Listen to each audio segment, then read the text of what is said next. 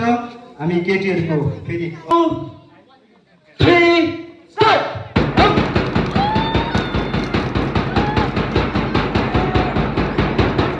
त्यहाँ ठोकिँदा चाहिँ अलिकति गाइड गर्नु पर्यो भोलिन्टियरले उयो दुईजना ठोक्यो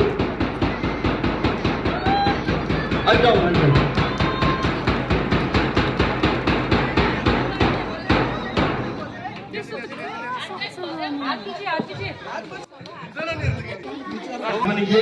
अनि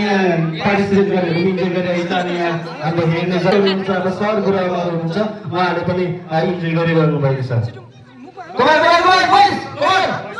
सुक्खा भन्छ बिचारा सुक्खा भयो सुक्खा भयो सुक्खा भयो पानी चाहिँ दिनु नि त पानी घटेर खानु पर्यो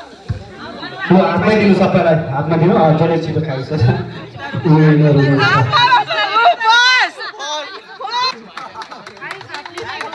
यहाँ त एकजनालाई हातबाट खोलिदियो डल्लै हाल्नु पर्दैन